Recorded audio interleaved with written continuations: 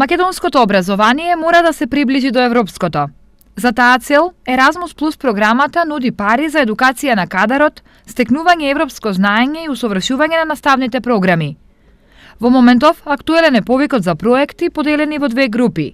Едната е индивидуална мобилност, другата стратешки партнерства. Во делот на индивидуалната мобилност се работи за размена на наставен кадар, односно на лица кои што учествуваат во работата во институцијата која што аплицира, одат на размена во некои од европските земји, се со цел да споделат некакво искуство, некаква пракса тука во Република Македонија.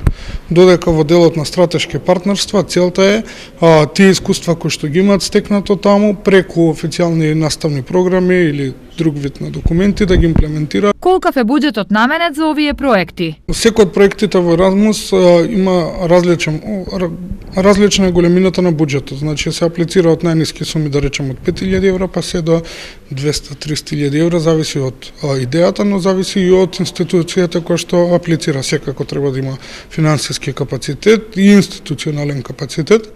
Повикот за Еразмус Плюс програмата е отворен до 5 февруари 2019 година.